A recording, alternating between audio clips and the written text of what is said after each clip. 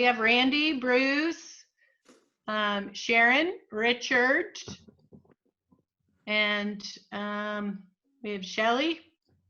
We have Channel 16. We have both of our reps with us, and I think we have 3 representatives from rural development with us, and there is someone else asking to come in. It doesn't have a name, just a number, so I'm going to admit them.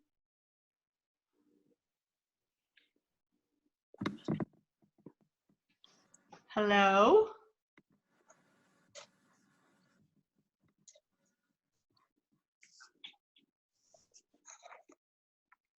Well, I don't see them now. But Sharon, did you just have trouble with your microphone? Do you still want to try that? It might be a little easier to have you on Zoom. Yeah, for some reason I'm not getting the audio at all. I mean, I can't hear you or have you hear me at the moment.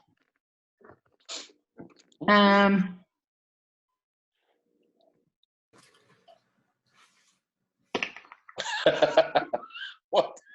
Devil's in the details.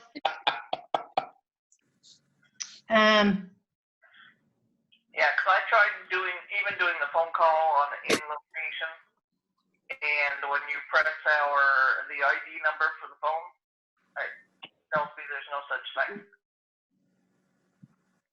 I'm gonna try. It says I can merge you with audio, but you'd be merged. Did you call in on a cell phone?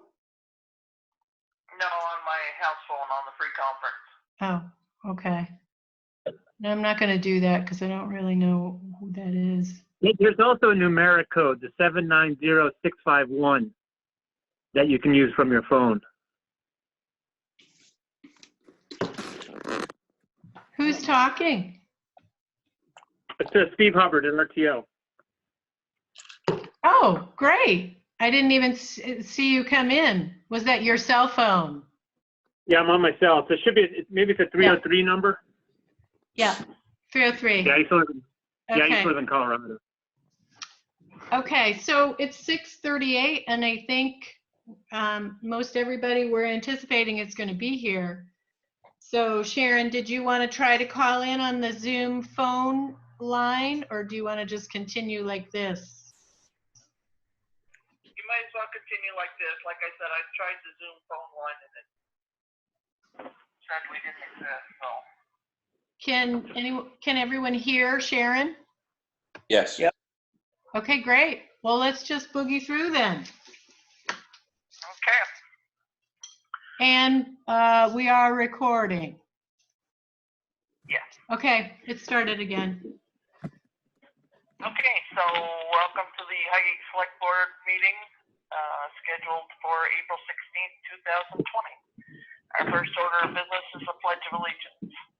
I pledge allegiance to the flag of the United States of America and to the republic for which it stands, one nation, under God, indivisible, with liberty and justice for all. Okay,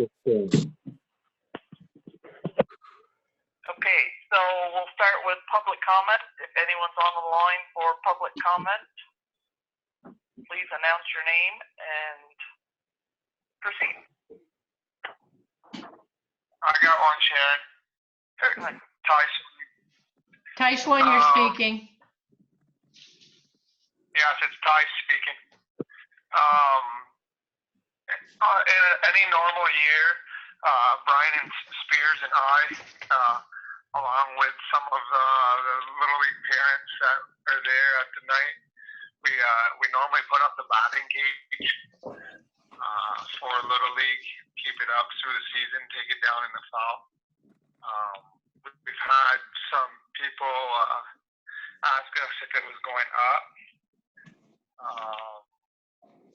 Our opinion is probably shouldn't put it up this year because it would promote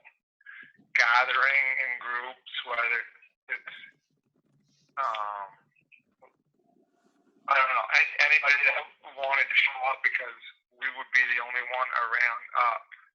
MVU hasn't put theirs up, and I believe Swanton Rec hasn't put theirs up.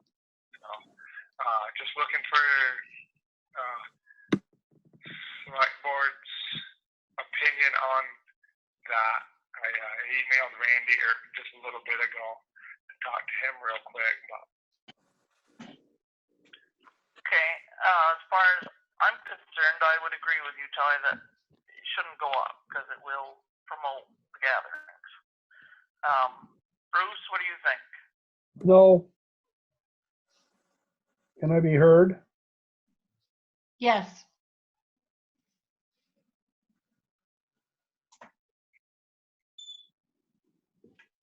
Hello?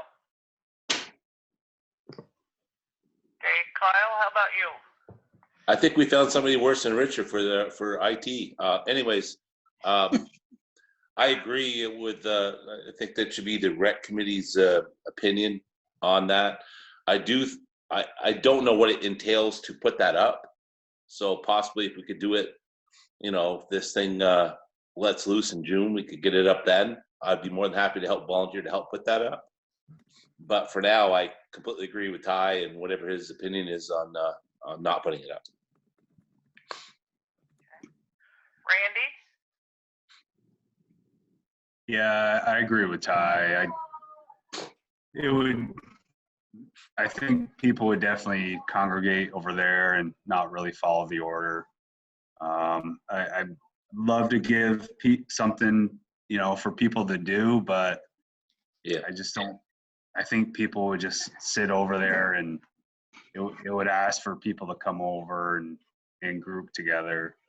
And then you know, you'd have to handle letting them in the shed to get the pitching machine, and then we'd have to deal with power and making sure they got power to the pitching machine. It's unfortunate, but I think we'll have to hold off.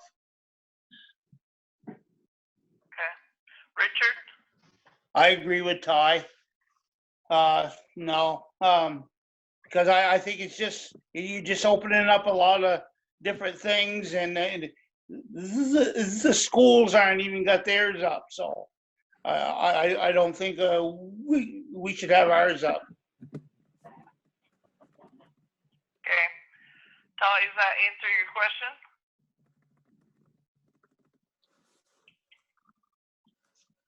Yes, it does, Sharon. Thank you, guys. Okay. And yeah, quick as the orders lifted, Brian and I and a couple of helpers can have it up in a matter of an hour or two. So it'll definitely go up this season once it can. Okay, perfect. Hey, Thank you, Ty. thank you, Ty. Just on that topic, Ty, I had a question. It's Randy. Have we had any issues over at the baseball fields that we know of with just too many people going over? Now that I know of, Randy, I've been over there 2 to 3 times a week just to drive by and see what activities are going on. People are walking the path, they're using the ball fields responsibly, you know, bringing their kids. It's not like 2 or 3 families at the same time. So they're using it, but responsibly. Thank you. Anyone else on public comment? This is Representative Sharon Hubbard. Hi, how are you? Well, I'm doing well and grateful for my health, and hope everybody else who is participating or listening in is healthy as well. I wanted to kind of provide an update for any of those who don't know about the unemployment insurance issues that have been plaguing people who've been trying to either register in the system or do their weekly contact that is required in order to receive payment for that week. Right now, Vermont is trying to see what they can do to get that requirement for the weekly check-in or report waived. state is going to be contracting with a private company to vastly increase the number of people that are handling cases, and I think, I could be wrong, but I believe bringing some of their own information technology for with it. So, you know, I'm aware of people calling hundreds of times a day and not being able to get in, and there will be back payments. So nobody's going to be penalized for not being able to get in. And I know if they have bills to pay right now, that's not a lot of comfort, but they will be getting that back pay when the system's finally up and running. And that's it. Can everybody hear me? Yes. Okay, good. Can everybody on Zoom hear Sharon's update? Yes, Yes. thank you. Thank you, Sharon. Thank you. My phone connection is lousy enough that I'm afraid I'm not really able to hear a whole lot of what's being said. And so I apologize, but I don't think I'm going to hang in for most of the meeting. Thank you. Okay, well, we thank you for the update. Yeah. Take care and be well. Take care of You that as little, well. take care of that brown lamb. Thank you. I'm hoping he pulls through. Oscar will appreciate your best wishes. Okay, are there any other public comments? Okay. Hearing none, we will go forward. So we have members of the Vermont Council on Rural Development with us. So if they would like to introduce themselves, that would be wonderful. Okay, thank you. I'm Paul Costello. I'm the Executive Director of VCRD. Jenna, do you want to introduce yourself? Yeah, Jenna Kolaski. I'm the Community and Policy Manager for the Council on Rural Development. Nick? And I'm Nick Kramer. I'm a Community and Policy Associate. So by the chair's leave, shall I tell you a little bit about who we are as an organization and the kinds of services we provide? Does that make sense? Absolutely. Okay. So the Council on Rural Development is charged by the Federal Farm Bill to be a neutral facilitator of public process. At any one time, we may be working on a policy council around the future of agriculture. We may be running a private retreat for a governor of either party. We don't care.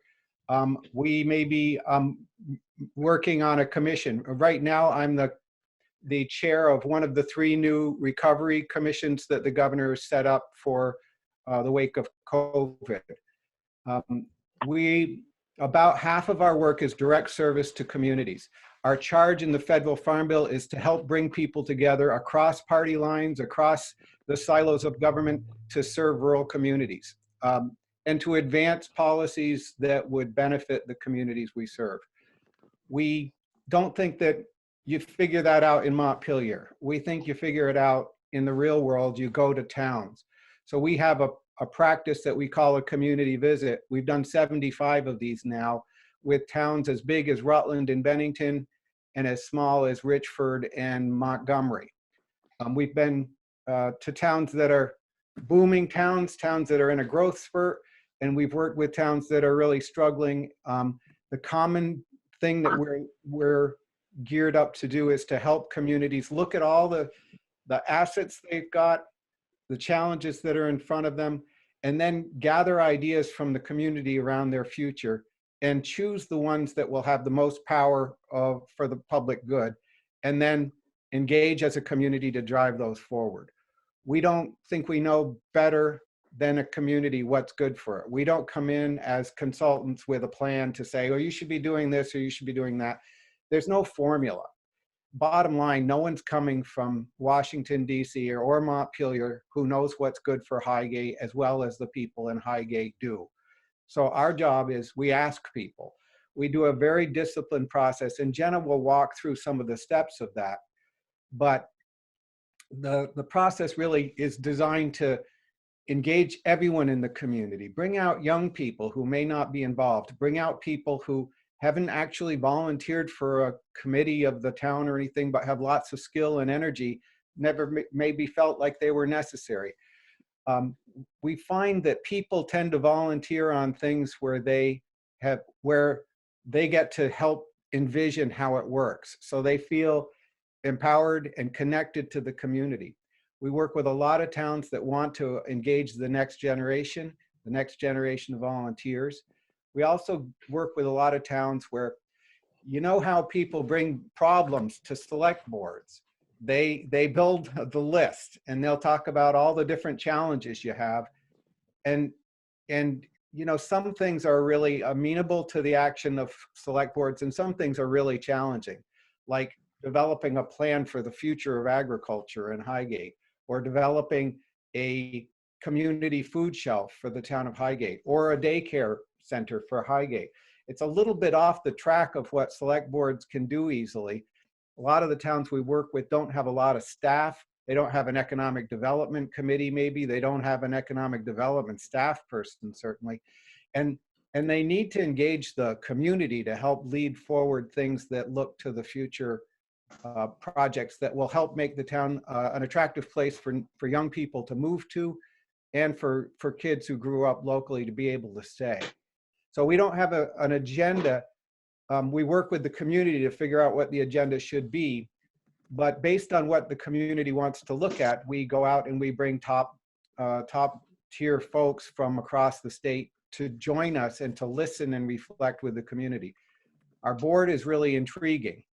Because we're charged by the Farm Bill to be a neutral convener, and we wrote the language in the Farm Bill actually with our partners, we are able to bring together the heads of federal agencies like the head of USDA and Farm Service or Forest Service, who can't be on any other boards legally, the heads of the congressional office, so the head of Senator Leahy's office, the head of Bernie Sanders' office, Congressman Welch, they're on our board. And then at any one point, half the governor's cabinet, nonprofit leaders statewide, local leaders, and some of Vermont's key business leaders. So we kind of look across all these categories all the time. It's sort of how we do business, to serve communities better, to educate the bureaucracy, if you will. Part of our thing is, you look at how people who are in congressional offices or they're commissioners in state government, where do they live, right? They live in the Barre, Montpelier, Burlington axis. And you know, they'll come to Highgate when called, but it's not on their daily route, right? Our part of our job is to bring people in. Don't let them just talk about their programs, but listen to the community, listen to the challenges, listen to the ideas forward. And then once the community set priorities, gear up for action. We've seen towns develop things like St. Albans developed an arts council and an economic development commission that's doing some really great work right now. The town of Montgomery, where we were recently, has got some significant problems. They can't expand housing. They've got young people wanting to live there, but none of them can buy a house because you can't build a house because there's no sewer. So everything goes from the big discussion of we want more young families to we need more housing to actually, dang it, we've got to figure out a water sewer thing. And we bring the Northern Borders officials, we bring USDA, and we bring ANR there so that they're all at the table with the town as the town wrestles with what it's going to take, what it's going to cost, and who can we get to help us pay for it, all in a process. And so again, we're not the expert at all the implementation, but we bring experts and we bring people who are have technical assistance and funding to support the progress of the community. There's no guarantees. We've worked with communities like Johnson, where they redeveloped their downtown streetscape. They replaced water and sewer. We brought a team there of 30 people, including the Secretary of Transportation and the 3 congressional offices. We had the Secretary of Transportation looking out a window at a bridge that was caving into the river all day long. And those 3 bridges at the entrance of St. Johnsbury went from the middle of the transportation priority list to the top by the end of the day. They were able to do their streetscape, their water and sewer with a partnership with USDA, with money that each congressional office was able to pull in We had all of them there, the heads of each office with us. And then the transportation funding for bridges and road surfacing and additions. But they also, there was this kind of guy that was very difficult to listen to from the mobile home park, who came in and was complaining and he was pushing people. We're never offended by that. We're very disciplined in managing meetings and making sure that no one dominates and that it's not negative, that you go from the complaint to, okay, let's talk about what we're going to do. And we manage a very positive conversation. But this person had a seed, even though he was difficult to hear. When people voted priorities, they voted the priority of redeveloping a neighborhood to produce more low and affordable housing. And we brought in Housing Vermont, and they beautified a corner section of Johnson at the same time they were doing the streetscape. And then they said, you know, our town has become a town of bubbles within the community. We've got the American Legion and the veterans groups that get together. We've got the arts community that gets together. We've got the downtown association. We've got the college crowd on the hill. We've got the municipal businesses. And each of them has their own little invitation network. And everybody gets in their car and drives out of town in a different direction. And people said in these meetings, if we want to be a strong community to the future, we have to start communicating across these lines and across these circles to build a bigger, stronger community. They formed a committee to talk about that. And within a meeting or two, they said, you know, we don't want to sit around talking about communicating. Let's build something that's really fun and that we can all use our invitation list together. So they built this Thursday night live party that the veterans would have 1 week. And then the school folks would have 1 week. The arts group would have 1 week. They all pool their invitation and they invite people together. So you have the veterans guys sitting with the kids watching hip hop music 1 week and country music the next, and everybody loves it. They all bring their food down there, and it's the best party that town had. So you get some hard economic development, but you also have things that bind community together, make it fun for people. And sometimes that's the thing. Someone's driving through Johnson looking for where they want to live in Vermont. That's the thing that makes that the place for them. So again, we don't have a formula and we don't like push down on anything. Our process costs about $40,000 to produce town to town. We're close partners with the Vermont Community Foundation, who support some of the costs. We also are in the governor's budget annually for community work. We work closely with USDA and Northern Borders regularly to bring in dollars, and we don't charge the community. We do ask two things from the community. We ask, we're always looking, our services are in great demand. There's a lot of towns lined up right now. We were going into Barrie before the pandemic hit, and you know, we can't bring 350 people together in Barrie right now. So our work's on hold. We've got about 4 or 5 communities in a row. It takes us about 5 months of serious work, and Jenna will go through some of the steps in that work to complete this process. And we're not looking, you know, we're not trying to sell services. We never are. We don't want to go to a community that's not interested. So the first way to measure that is we ask if a town is interested. They don't have to write a grant to us or go through all kinds of rigmarole, but we do ask for a letter from the select board because we feel like they know the town, they know if this is going to be useful, and if they're not interested in it happening, we wouldn't want to go to that community. So we ask for that letter. The costs to the town are, there's 2 things. We ask the town in advance to be willing, when we're reaching out to people, we may be calling folks at home with people in the community. We may be reaching out to every club, every working group, every church, every kid going home from school. Everyone's going to get posters and information about this. You know, you want everyone to hear about it 6 ways to Sunday so that everyone feels like this is for them. And one of the things we ask the town to do is to send a letter to each home that says this, you're invited, and we put those together, or the town can rewrite the way they want. But we put something together for that. And then the other thing is, we have in the middle of this a community visit day, which Jenna will describe, where we are bringing our 20 to 30 person team of leaders from across the state. And we invite the whole community together for a series of forums to really start to get their ideas down. And in those sessions, we often have 200 or more people participating all day, like a town meeting, but with 13.5 hours of separate forums. And we ask the community to put together a community dinner of some sort.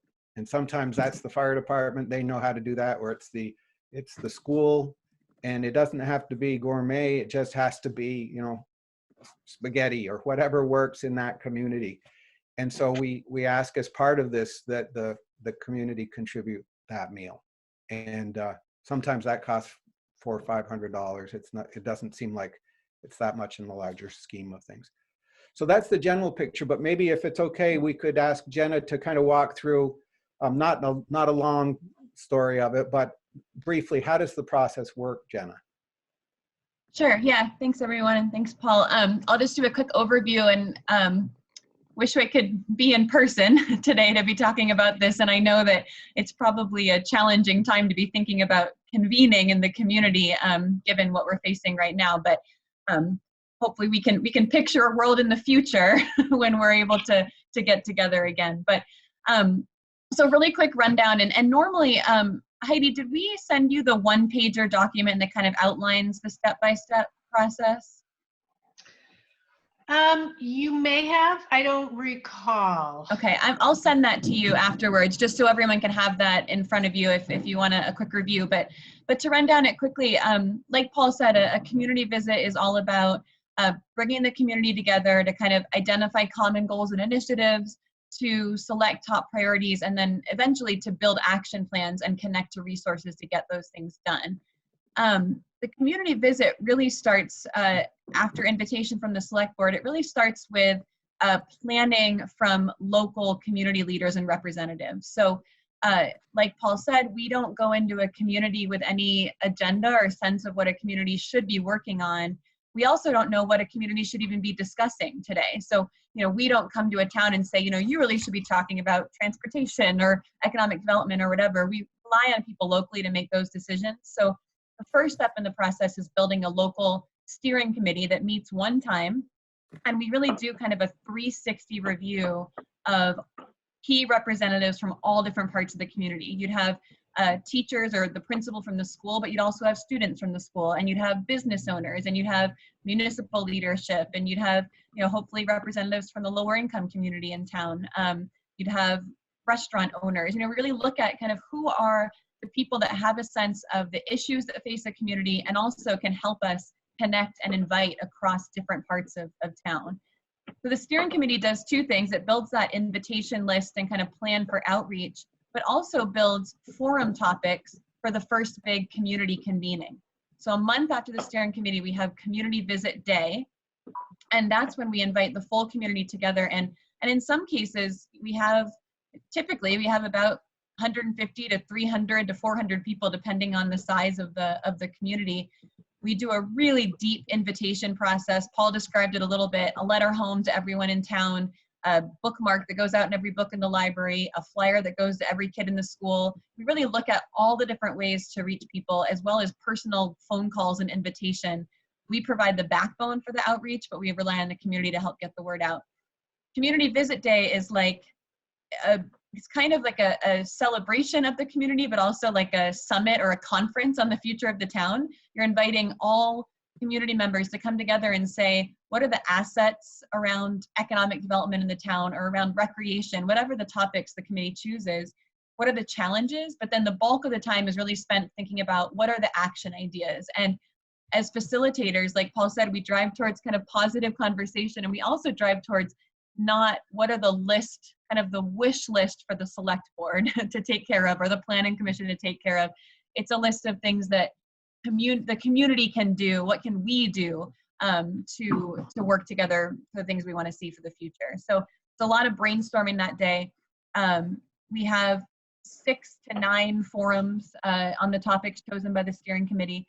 That's also the day where we have the community dinner that Paul described, and where we invite a visiting team. So we look at the topics chosen, if it's recreation, if it's economic development, if it's substance use in the community, whatever the topics are, we look at them and we invite the top kind of visionary state, federal, business, nonprofit leaders that come to the community to listen in and reflect. We're pretty clear with them that they're not there to give speeches to the community or kind of describe the things they do. They're really there to listen and be a resource to the town as you think about the future. The outcome of that day, of that event, is a kind of dense set of notes of all these ideas for the future. We do some cluster analysis of those notes. You can imagine if you have a forum on recreation and a forum on the village center or something like that, you're going to see some pieces of ideas that connect into bigger picture ideas. So we do that cluster analysis. We come back a month later and put those big picture ideas up on the wall. You may have 20 to 25 of them. Put them up on the wall, and we invite the community back together and lead a discussion to walk through, to let people kind of champion the best ideas. And here's the one I think is most important, and here's why. We have a community discussion, and then that night we have voting to vote down to top priorities. And most towns end up with maybe 3 to 5 priorities. And that night we actually ask people to sign up on task forces that would work on those priorities. So we leave that meeting with top priorities and a list of volunteers, hopefully some new volunteers that, you know, we all know that every town has that group of 10, 20, 30 people who are on every committee and volunteer for everything. The goal is, you know, when you have some new topic ideas to work towards, maybe there's some new energy and leadership that are ready to step up and take things on. The final meeting in the process, so the third month, is essentially action planning. So you can think of it as the first meeting of those task forces. And we come back to the community to help launch those task forces and get them started. We facilitate conversations to work on action plans. You know, what are the 5 things we need to do today to work on this? And also, what are the resources out there that can help us get these things done? We bring another team to the community at this point. So that first team was kind of more visionary and reflecting. This time we build a team. We look at the topics chosen and we say, who are the people that can sit down with these task forces and really help think about what those action ideas could be, or potentially could provide or connect to some resources, some funding or technical assistance that can support this work. We look at folks like regional planning commissions, regional development corporations, sometimes leaders from other communities who have done the work that can share their experience and how they were successful. So that evening we end up with action plans, and then we pull everything together in a final report where you have all of the notes from the discussions, all of the potential ideas and the ideas chosen, and then those action plans that were created, as well as contact information for all of those resource providers and visiting team folks that were visiting throughout the process. And we let them know that communities will call on them and they're ready to be there and be a resource and support the work. So that's what the process looks like. I'm happy to take questions about it, or Paul, I know you wanted to have a discussion about what this could look like in Highgate and whether it could be useful. Yeah, so there's no guarantee with this program. On the other hand, we're seeing towns do all kinds of great things. You know, some things cost money and some things don't. We've seen towns put together teams to provide youth activities that are all volunteers and that change the game from bored, disconnected kids to a lot of positive youth activities. And then we've seen people do multi-million-dollar projects, like in a place like St. Johnsbury. We pulled together all the resources to redevelop the Depot Square building, which is the huge building in the center square of their downtown. All the commerce around it has been dead for a generation, and it's been a problem building for that community. In a place like Burke, we helped East Burke frame a plan because there's all the bikers and the tourists, frame a plan for the redevelopment of the streetscape in East Burke. And then in West Burke, which has got a few like stagecoach era buildings, which are somewhat derelict and can't be redeveloped because there's no water or sewer. They're putting in, they're working to build a community sewer project that fits the scale of that place so that you can redevelop and bring new life to a place with a lot of character and importance. One of the things we find is we've got really mature relationships now with USDA and Northern Borders. About a year ago or 2 years ago, the Northern Borders grant cycle, half the grants were going directly to the communities we just served. partly because people go from having lots of ideas to saying, we're going to tee up this thing and we're going to make it happen. And that's exactly what funders are looking for, towns that have their act together and know where they're going. So I've talked a lot. The last thing I just say is that we're very old fashioned in some ways. You know, it's kind of, what the heck? my daughter's calling me with a little baby. That's awesome. Yeah, we're very old fashioned. We're all about kind of Vermont patriotism of place, you know, that rural communities have the integrity to lead their way forward. And we believe that the best people to do that are local leaders, and we support and we follow them, and we try to get connections to help them be successful. So that's kind of our job. We'd be glad of any questions, but we'd also love to hear from you about how a process like this might be useful to Highgate, because ultimately we're going to be, we have a committee that has Dan Smith and leaders from Commerce and leaders from USDA who help us make decisions on which communities to choose. We couldn't come this year. It would have to be next year anyway, but we are building kind of our pipeline of communities that we would serve. And would love to hear from you about issues or potential benefits to this kind of work in Highgate. Sorry to talk so much. A lot to listen to. Oh, you're fine. I think that this is fabulous work. As far as the town of Highgate is concerned, I think it would be only a boon to us. We already have a strong inkling towards some commercial development ideas, sustainability ideas. We do have our village center, our village core program that we're looking to develop. And we have a large agricultural base that also needs to fit into the picture somehow. And it's a lot of moving pieces, and I think your help would be fabulous. Anyone else on the board want to comment?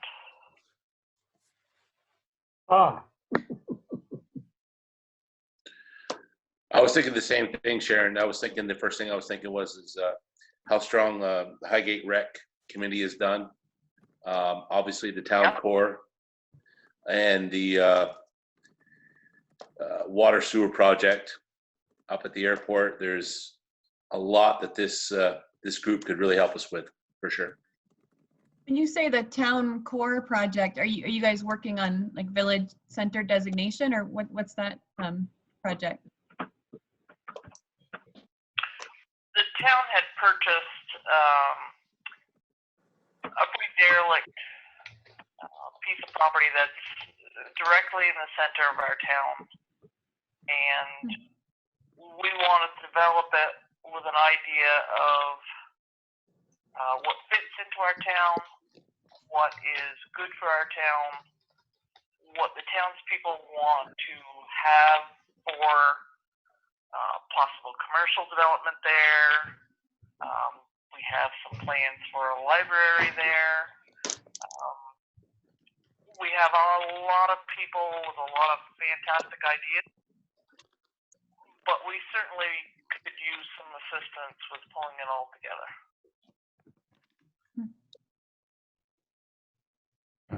Absolutely. Can I be heard? Yeah.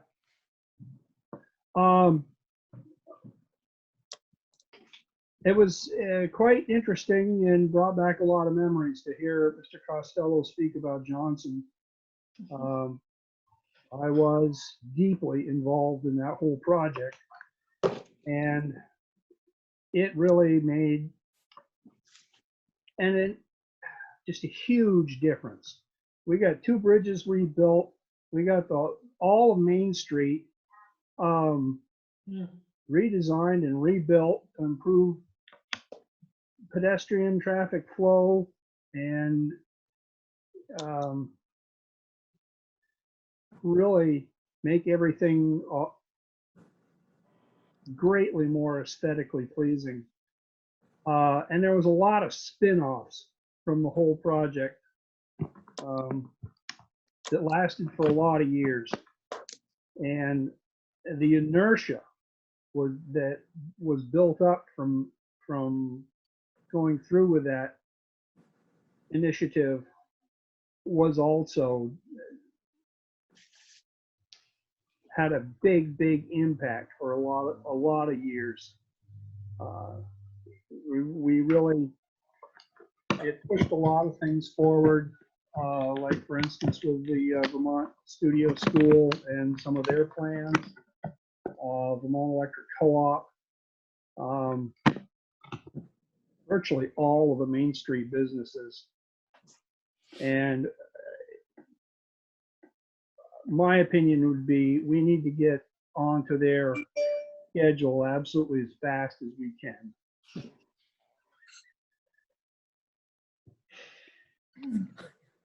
Everybody's grinning. Why are you all grinning? I mean, one of the Because things Richard Fisher came up and his eyes are closed. Somebody's taking the. No. You're busted, Richard. Sorry. Sorry. No offense. Don't be feeling on us. No offense to you, Bruce. Sorry. Carry on. No, that's my 2 cents worth. Okay. Richard, what do you Yeah. think? I think it's a great thing. I think we need something like this. You know, you kind of know how this is what I've been wanting right along. I know we've had other people talk, but this is what I think I asked for last fall, and I think somebody's listening. Yes, All right. So you. Randy, how about you? Yeah, and kind of along the same lines as Richard. I think we need all the support we can get. It's a pretty critical time for the town of Highgate to have this support. So that's kind of my thinking. Heidi, sorry to cut you off. Go ahead. No, that's fine. I was just going to say if the select board is all in agreement, you could make a motion. There is a letter that we can send to Paul, and it just states that you are in favor of the process and you understand that the onus is on the town to assist with the original mailing as well as to sponsor the meal for the large gathering. And I'll make that motion. I'll second it. Okay, do I have a second? Yes, I'll second it. Okay. Any discussion? All those in favor say aye. Aye. Aye. Was there anything else that you would need from us at this time, Paul? No, I think the letter would get us in the queue. We might want to call a couple of you to, we don't do a grant or anything like that, but we do try to get a deeper feel for the issues. So, I could see Nick and Jenna sort of nodding along with me that the issues that you're talking about are really interesting. And this is a town with a great deal of character and history. I know I used to live in Fairfield. One of the things that someone said about, I think it was Mr. Butler, about building this atmosphere of progress. I got started in this because I lived in Fairfield and I got on the school board in Fairfield because we had a facilitator come in talking about the challenges in our school. And our school was flat and it felt like it was sinking. We had a morale problem. We had issues between residents and the teachers. We weren't sure about our administration. And we had this deep dialogue around the future of the school. And we came around to the idea that if we tried to do the 20 things on our wish list or deal with the 30 things on our problem list in 1 year, we were going to fail at everything. But if we chose 2 things and we all lined up around it, we got teachers and students and the whole town as a family kind of working on it, we'd have the power to get those things done. And that would lift that sense of progress and optimism and trajectory. And that part was as valuable as getting the other things done, because it kind of gave us the energy and the will and unity to do the others.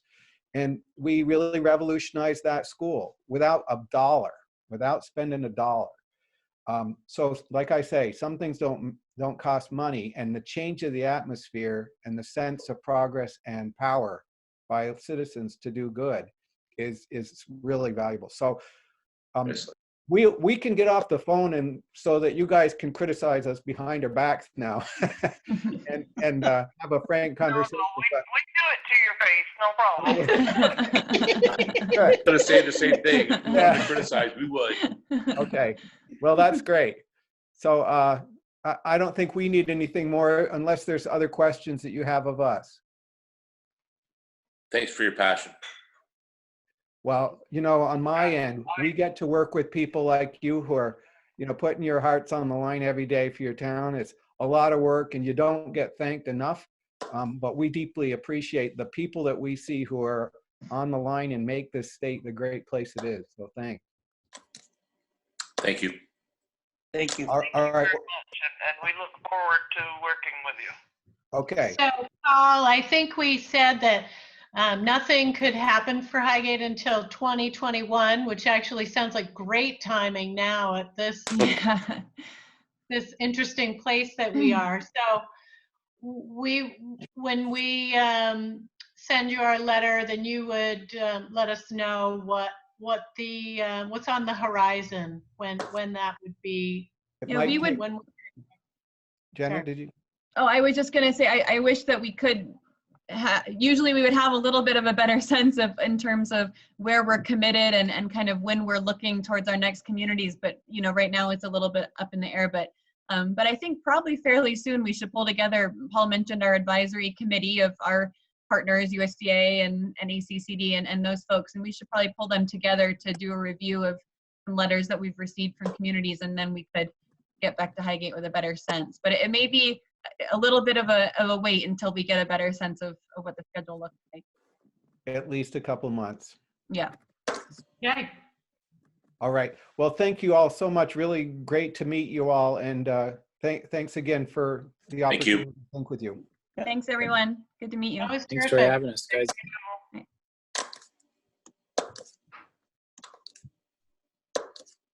Okay. I think we Want to say something? sorry, no, I was just going to say, I think we have Steve Hubbard on the line, and he was up We next. do, yeah. Yes. Hello, mine should be a lot shorter than that one. So just wanted to let you know that we're doing a Wi-Fi project with Microsoft. We had a press release today about it that the governor sent out. The details are in there, but essentially we are paying for all the hardware and the installation and the first 5 years of the license to use it. The towns are asked to provide broadband. They should have broadband already at the building, and we'll tap into that. The power of the units are very light powered units, so there shouldn't really be an electricity charge, maybe $1 a month, less than that. And then after 5 years, your choice as to whether you want to renew the license or not. That'll come at your expense on that. So, and who knows if the units are there and what technology is around. So, but it really is just an easy, in our mind, we made it a very easy decision for towns to do. And that the only thing that the town needs to consider is that it will put congestion on the network at that facility. So if you run into problems where the broadband is running slow, you may opt to turn off the public Wi-Fi system during certain business hours or all business hours. But that's something you just have to experiment with, and it depends upon how much bandwidth you have at the building.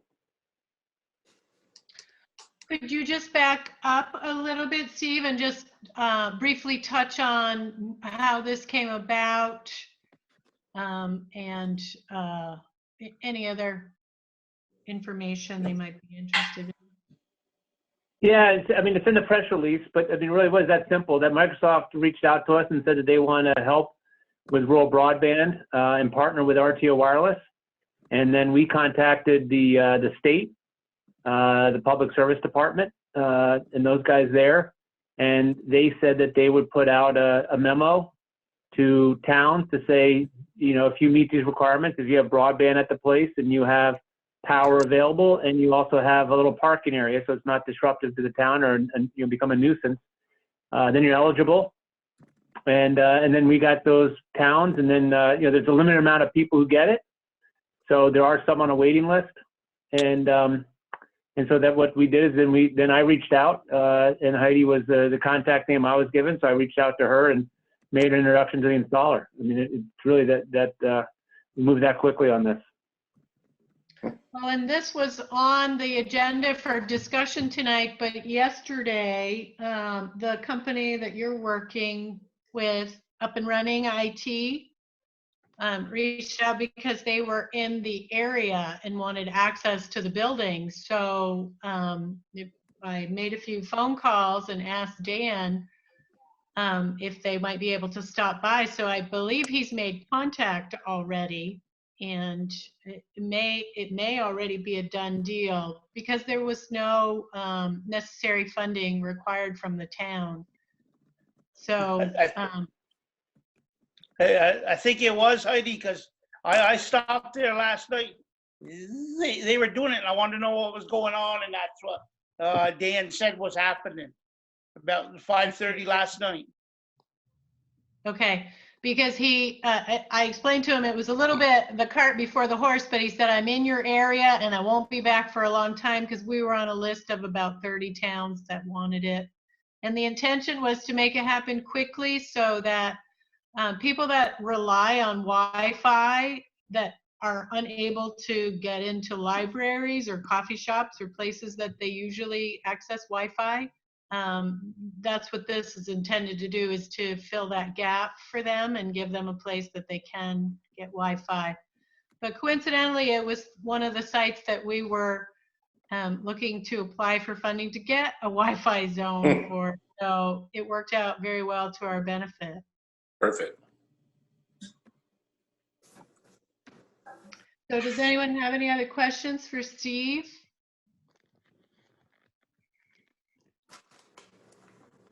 No, thank you for reaching out, and thank you for doing this. It should help our community at least be able to help with the children that are doing remote learning as well. And Yeah, Steve, it's really disappointing that there's not greater broadband. It's just very tough to do it, and RTO is working with Microsoft and AT&T in Vermont on trying to help expand broadband into these communities. It takes a while to get through all the permitting process and everything. So but we recognize that there's a need, and this was the quickest way to get something up during an emergency like this, to get some broadband. So. We've heard from other towns and that they've been really thrilled with it, and hopefully your town could take advantage of it too. Well, we appreciate the thought, and I'm sure that it'll assist the residents tremendously.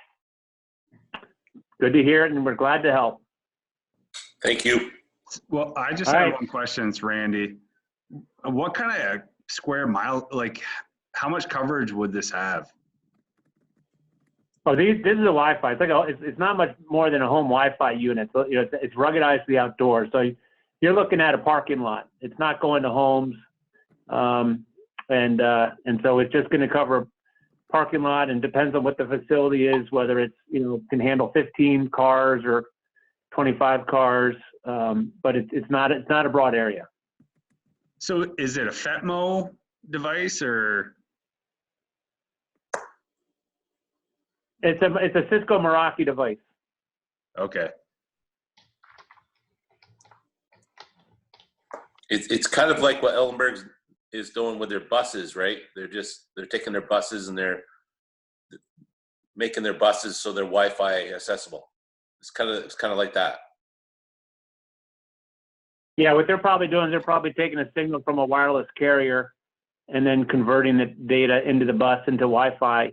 And what we're doing is we're taking a fixed line that's coming in your place, whether it's DSL or Yep. a cable line, and converting that to Wi-Fi and putting it outside so people can access it. That's great. I'm 52. I've got an iPhone, and I had one for 2 years before I knew we get email on it. So that's great. Thank you.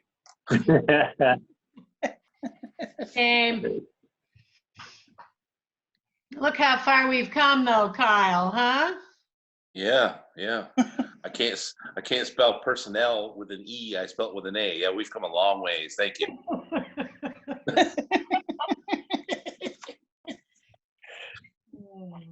All right. Thank you. Okay, any other Right. questions? Thanks for staying on there so long, Steve. All right, have a good evening. Take care. Good night. Bye-bye. Okay, moving right along. Shelley. Hello. I thought I could remote into my work computer and do this, but you see I cannot. That's why there's two of me. But you should all have the check warrant by email and in SharePoint. Yes. Oh, I'm like, Yes. can you hear me? Okay, any questions on the check warrant? The only question I had, Shelley, was the $2,400 for Cat Tech. That is the CAI Technologies, which is what the listers use for their online mapping system. And that is an annual fee that we pay them for their web support for the online maps that the listers input all of their assessor cards in. I had a question about the Anyone else MEI. have any other questions about the check warrant? Hey, it's Randy. I had a question about the MEI line item. I didn't Yep. really see a description on it. I just was curious if you guys had issues or, The What that was. 187.50. yes. First page, it says security. I know they Right. did come, and I believe it had a lot to do with setting up Kyle's password on the security system. Sam needed one. Getting rid of a couple old ones, Josh. But let me pull it and just make sure that I'm... So are we setting up security accounts for everybody or? It was 3 new users were programmed into the security panel. So Kyle, Sam, and Richard. And then they removed the former users. So basically they have access to the building. They have access to the back room. So when you guys have a meeting, you should be able to set the alarm when you leave. You all have a PIN. Okay. Right? Cricket. Okay, any other questions? Okay, do I have a motion to accept the check warrants to be signed at a later date? I'll make that motion. Do I have a second? Second. All those in favor say aye. Aye.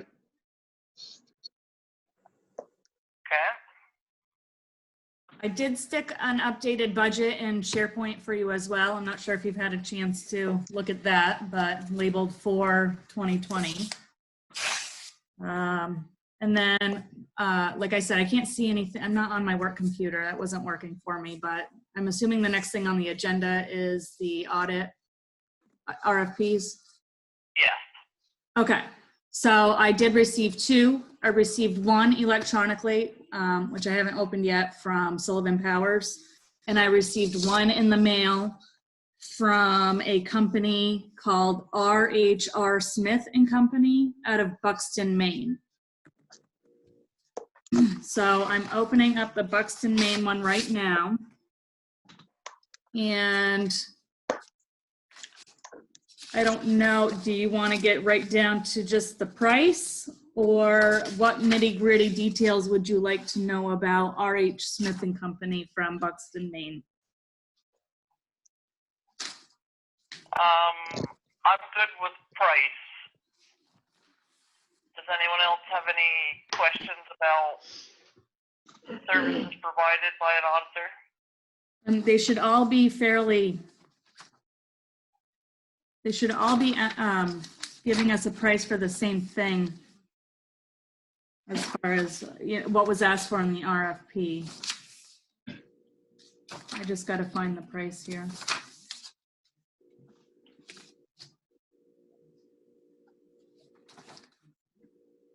Okay.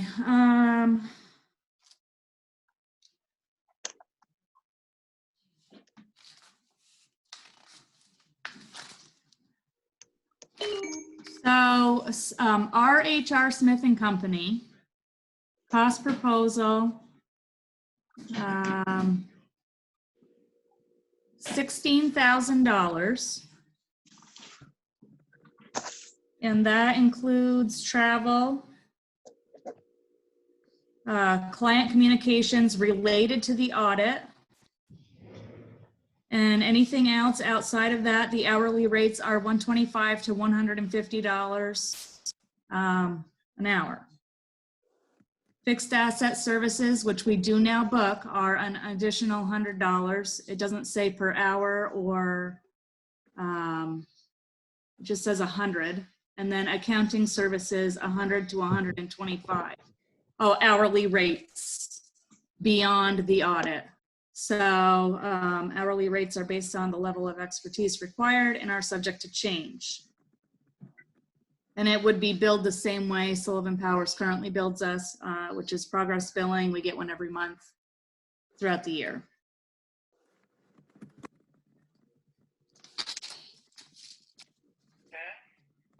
So I don't know what they consider fixed assets and accounting services or advisory and consulting time. But that hourly rate could add up as I'm constantly in contact with the auditors. I had to email on my personal email just before this meeting. I'm going to open that up. So Sullivan Powers could not get into their office. They asked me a couple days ago if they could send me one electronically. I said yes, just make sure. I knew through the email and the subject line that it was a proposal, so I didn't open it before today. Let me see. They are out of Montpelier. And their rate is $21,000 for the first year and $21,400. It goes up $200 every year after that for the remainder of the term. And it doesn't have any other fees. I'm assuming it's going to be the same as it has been. Anytime I need anything from them, it's included in that cost. So, like I said, I'm in contact with them frequently. Anytime I have a question, I go straight to them. And this is a 3-year contract? It's actually a 5-year, which is what VLCT's model policy or RFP was. So I followed that to the T, other than changing everything to be for Highgate.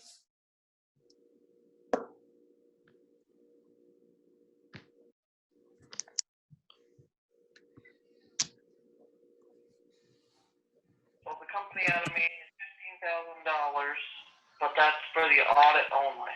Audit only. Everything else, it looks like 100 to 100 and it'd be anywhere from $100 to $150 an hour. Yeah, their expertise needed. Right. And that's for the full 5 years. At 16 flat for the full 5. Hmm.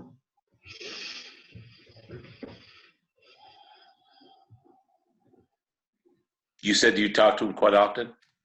I use our auditors for everything. I mean, a good example was before town meeting, you know, the trustees trying to find the best solution for them wanting to eliminate their position and how I move forward with those funds.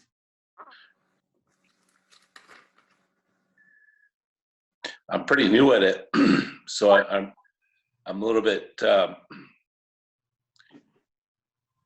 it seems like that 16,000 at 125 to 150 an hour, they can add up really, really quick.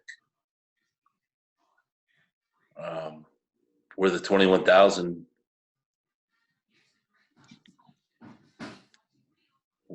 what is your opinion?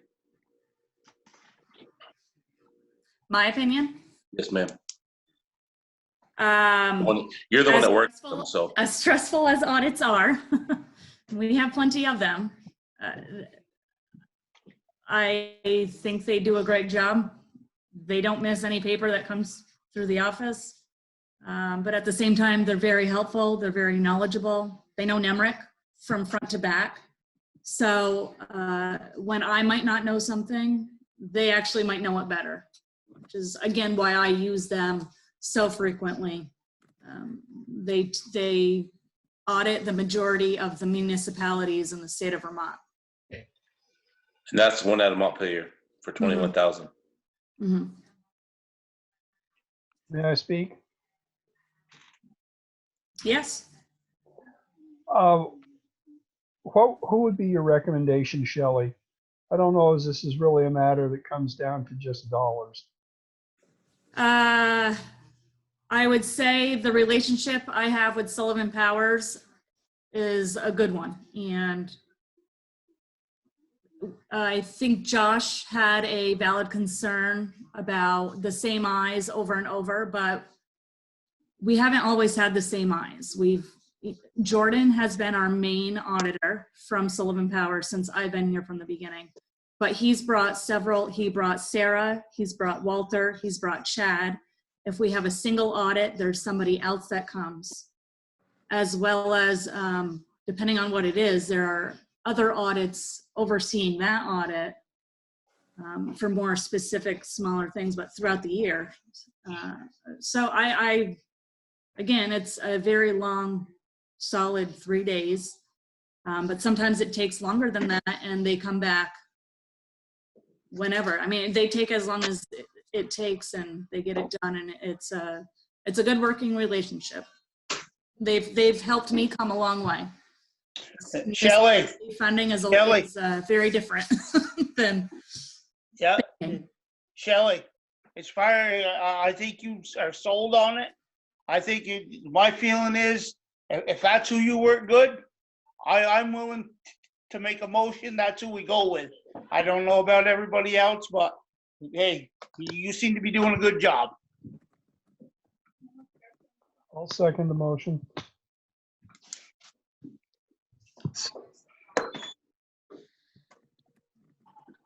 Just sharing there. Yes. Yeah. So for discussion, that was my question, was going back to kind of Josh's point, was just how many years have we been doing the audit through that firm?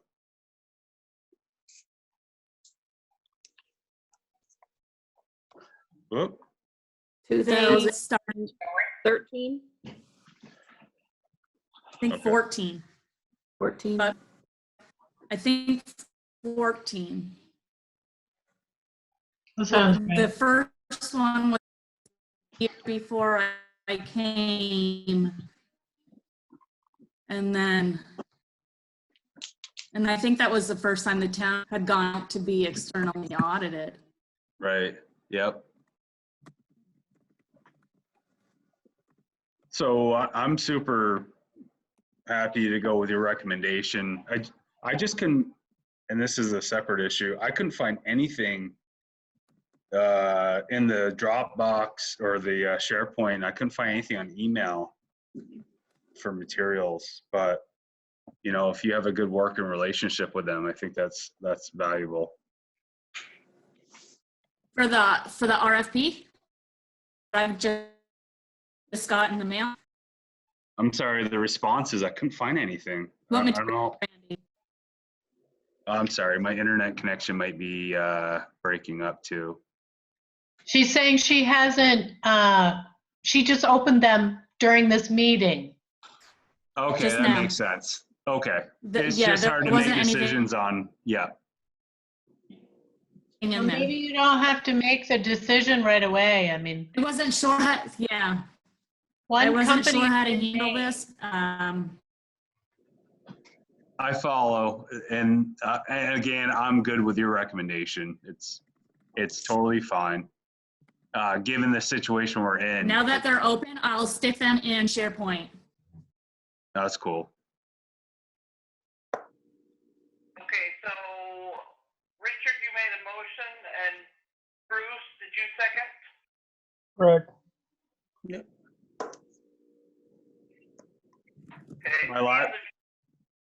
I just have one last question. When would you need this decision by to just make sure things lined up and all ducks are in a row? I told both of them, the main firm had reached out to me for further information last week, and Fred also asking, Duplellis asked if he could send his electronically because he couldn't get into the office. So I told them both I wasn't sure how this was going to go. I know we were supposed to open it in person at our meeting this evening, and not having an in-person meeting, I wasn't sure if we were going to go over this or not. So I told them both I wasn't sure when I would get back to them with an answer. So last question, would you be okay if we did wait? Is this your last question? Bruce, Buy for $1. I'm like 100 yards away from you. Yeah, we should just do this in the backyard. Well, so, I mean, you know, would it be okay to review it? Would you be okay with that? That's it. Go for it. I'm muting. Well, you've got a motion and a second on the table. That's for sure, and that was discussion. Oh, yeah. Oh, it's valid discussion. You do what you need to do. I don't like to sign blank checks, sorry. Well, you have to continue with the vote anyway. So if you want to review it, vote no. If you do not care to review it or are already with this decision, vote aye. So all those in favor say aye. Aye. Aye. Aye. No, and no offense, I just like to review it. I get it, Randy. What was that, a 4-1? I'm in the minority.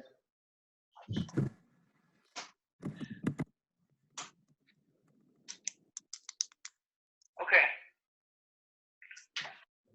All right. Anything else for us, Shelley? I don't have anything else for you. I will say, I was really surprised. I thought a lot more people would be canceling tax payments in this crazy time. People have really stuck to it. The few I have that come in and pay cash, I gave them a solution by going to the post office, turning that cash into a $1 money order, and then mailing it to our post office box. So it is an option for anyone that does watch this.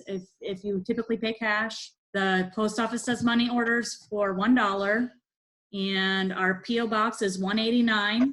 If you forget that, the people that work there know it, and they can mail in their payments that way.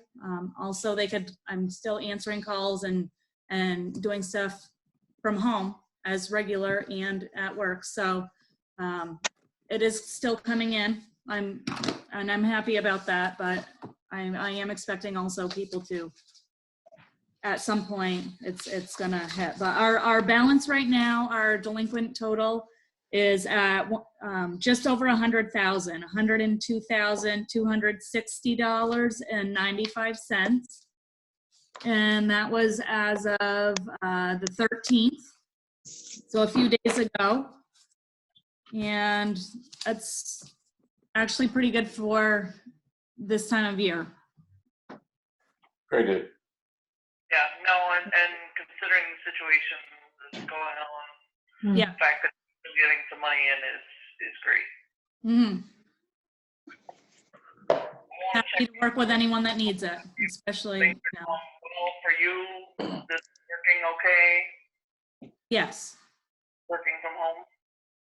There are very few things I can't do from home. Printing checks, definitely one of them. So I go in just a few times a week to get the stuff I can't get done from home at the office.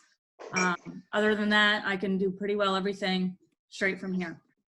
Shelley, you mentioned, it sounded like you couldn't get to your computer. Is that just No, I was remoted into my computer, but because my headphones were in this laptop, Yes, okay. my work desk, I couldn't hear or see anything. So I've had that issue at my workplace about 20 to 30 times.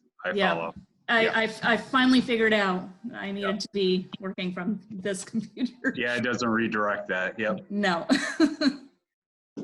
No, it's working out really good, and I'm glad that we got ahead of the time where we before we were mandated and got on Matt's to-do list right away, and that worked out. Excellent. Good. It might be a good time to thank Matthew or Matt Bouchard. Yes. That's huge. Yeah. Because not everybody was prepared. No, Matt's been awesome. I mean, I know he's helped all of us at home. Sam, Amy.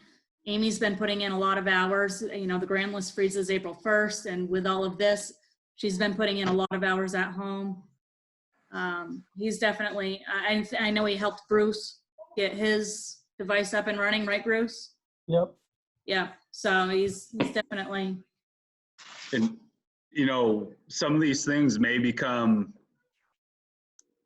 we may want to look at it, and maybe working from home isn't such a horrible thing for some folks. I know at my agency, we were kind of analyzing, you know, some of these changes aren't a horrible thing. No. So it just may be, you know, we look back at this and it may have been a good opportunity that we test out this Zoom, and working remotely is not a horrible thing. I agree with that. Well, especially on a night when it's horrible weather and, you know, it's safer just to do a Zoom meeting. I'm pro technology. I agree, but I'd a lot rather look somebody in the eye when I'm talking to them, that's all. I agree with you, Kyle. Yeah, I agree as well, but it's an emergency. And I'm really just saying generally, you know, if Shelley's, you know, if we have office staff that are sick with the flu, or Oh, for sure. if they want flexibility because their kid's sick, why not work from home? No. Like, Yeah, if there's a snowstorm going on and whatever, and we can do this, I completely agree with you. Yeah. Mhm. Yep. Yep. Okay, thank you, Shelley. Thank you, You're Shelley. Wendy? thank you, Shelley. Thank you, Shelley. Good night, John Boy. Thanks, Easter Bunny. Okay, let's motor through my stuff. You got minutes from April 2nd, which was a phone conference. So I would move to approve the minutes from April 2nd. I'll second that. Okay, all those in favor say aye. Aye. Aye. Perfect. Okay, we're still on schedule if we get our orders lifted on May 15th to still have the rabies clinic on the 16th. So we're just gonna have to continue to play that by ear and see what happens there. I'm getting a few dog licenses every day. we're getting there. We're still under 400, which is less than half of where we should be. But Worst case scenarios, Wendy, I noticed when I was up in Eden, they actually they still had their dog clinic, but they did it outside of the fire station. And everybody had their social distancing. And this was a month ago. So it was a lot colder. So I think even if it didn't go as far as social distancing, you still could do it just outside. And if it's raining, it's raining. right, I think we have to do it because if we don't, we're going to have a whole nother problem on our hands. I with a agree lot of completely. unvaccinated animals. That's why I'm throwing it out there. Yep, I agree. So we'll just play that by ear, but I'm just encouraging people that their dogs are current on rabies to get their animals licensed now and not wait.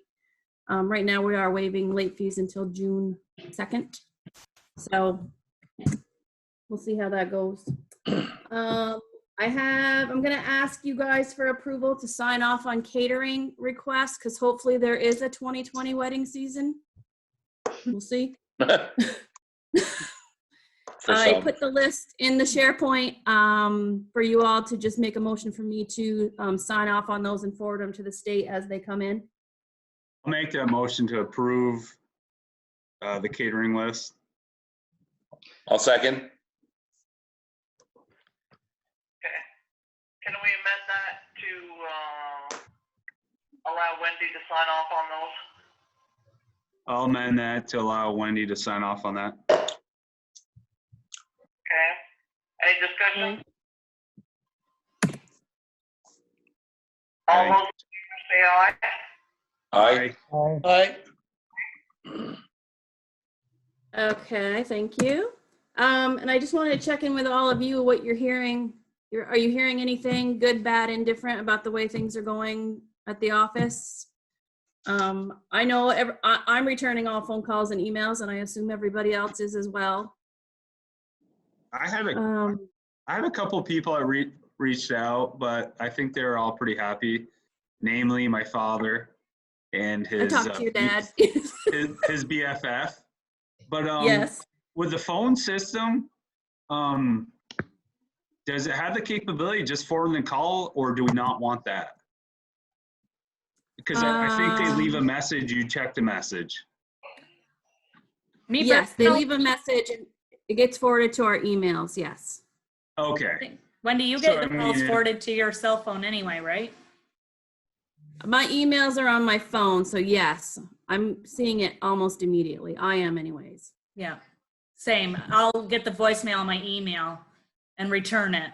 You guys find that's working okay? I mean, it's, at my work, we've done different teams different ways. Some teams have decided to have the call, actual live voice call, forwarded out to their cell, and other teams just have it forwarded to their email. And it's team by team, and they're all pretty happy. So I just wanted to check on that. I don't know that I'd want my cell phone ringing that much. No, I like to keep my personal and business separate myself. I don't want to check my email all the time, but. So when you call them back, are you calling from your my cell phone?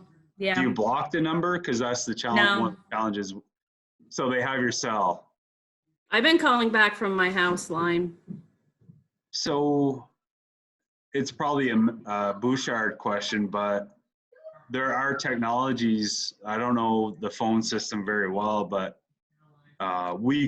it's possible maybe that we could present your extension to your cell. So when they call, it's twinning or VPN or whatever you want to call it, but the extension is actually at your cell, and then when you call back, you can have it present as your extension from your office. And that may be just overkill. I don't know, but I'm close enough where I know if it's somebody that I haven't wanted to have my cell phone, I've actually gone into the office to make the phone call, to return it. And you are able to block your cell number from going out. And the issue that we have had is just the call intercept, people not accepting anonymous calls or blocked ID. But that is, you know, *67 seems to work for AT&T, or there's a setting on your iPhone. I forget. I don't know the Androids, but the iPhone, you can block your caller ID from going out, if that's helpful. Me personally, Wendy and Shelley, I've heard nothing good or bad, so that means business as usual. So I think it's fine. Perfect. That's about right. And Okay. I'll also make sure I tell you I changed the lighting of the house because the glare was even bothering me off my bald head. So I hope that's better for y'all. Yeah. Oh my God. Okay, well, that's good. So the last thing, I did forward an email about some ATV activity in town. I sent it all to you. Is Ben Lowell in here tonight? I thought I saw him in here. He is. He's in the list. Is he just listening, or does he want to add Just to this? unmuted, so. I can hear you now. I can talk. Hi, Ben. Hi. So you live real close to this, and so does Sharon. So you forwarded some info onto SAPD, correct? That's correct. Perfect. So they're aware of it. And I also had somebody call me and say there was dirt bikes doing donuts in the town park. I didn't see this myself, but just. I did see it, and I went and approached the city police today, and they were going to take care of it. Perfect. Yeah, it looks like somebody had been running through the Highgate Falls Park, either with a car or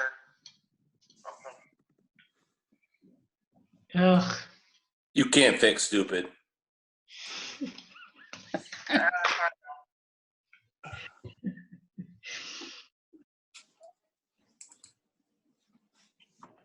Ben, there was some names associated with some of those pictures, so they kind of know who they're dealing with, maybe.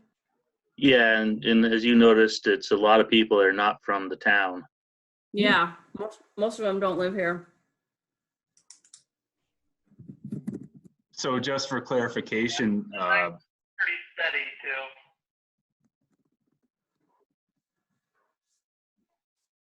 I'm sorry. For clarification, Ben, you're reporting that as a citizen of the town, correct? That's correct. Thank you.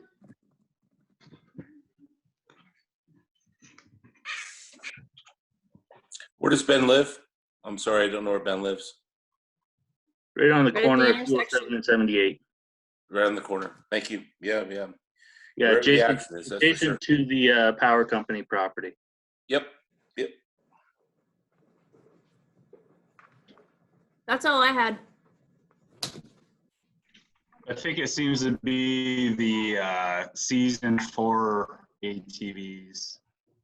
And I think the best way to deal with it is just to call the police, unfortunately. Unfortunately, it's the only option. Yeah. You know, there's for sure responsible operators and there's irresponsible operators.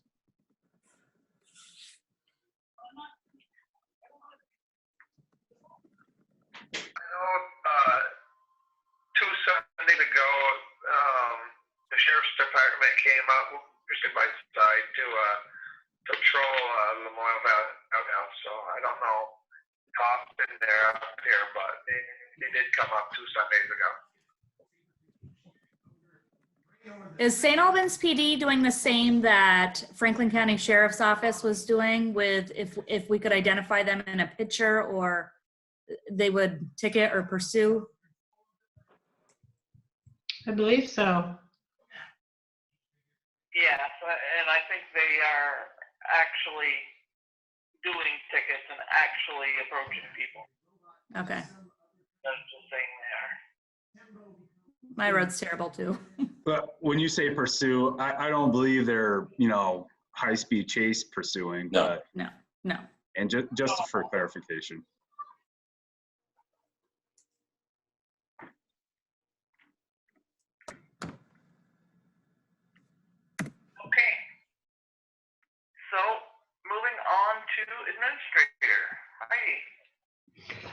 Hello, hello. I'm going to be easy peasy tonight.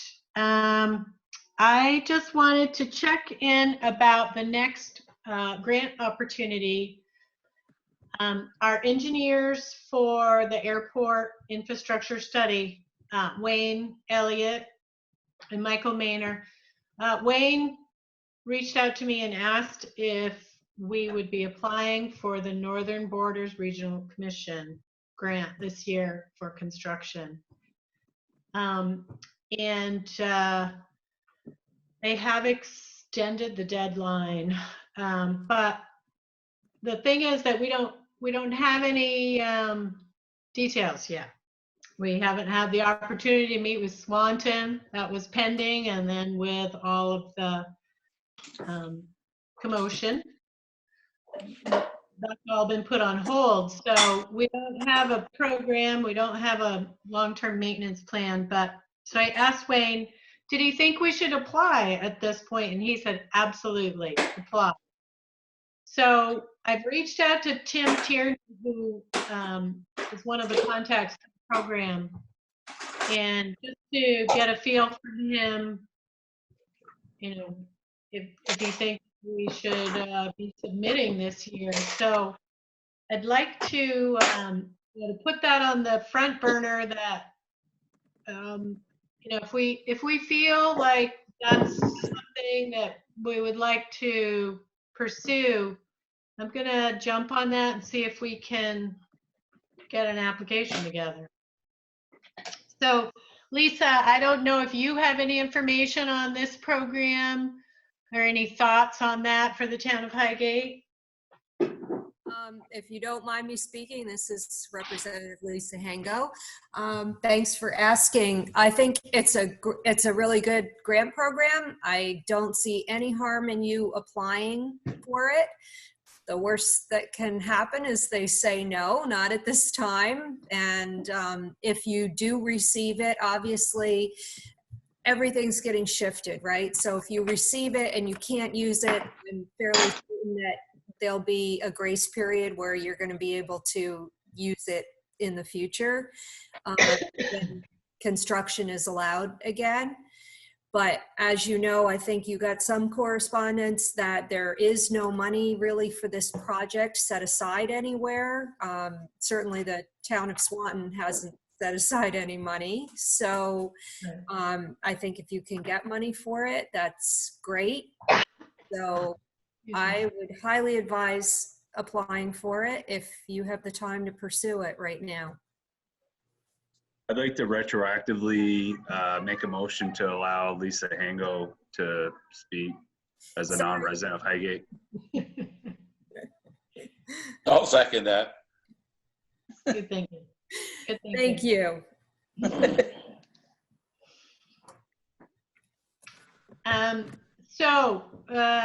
Does that sound right to the board? Do you want me to pursue that and come back to the next meeting with some more information for you?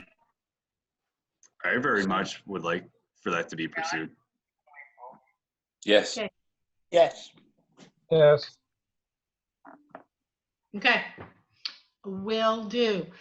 So the only other two things I had lingering from the last meeting was just to check in on intersection of Route 207 with Russo Road.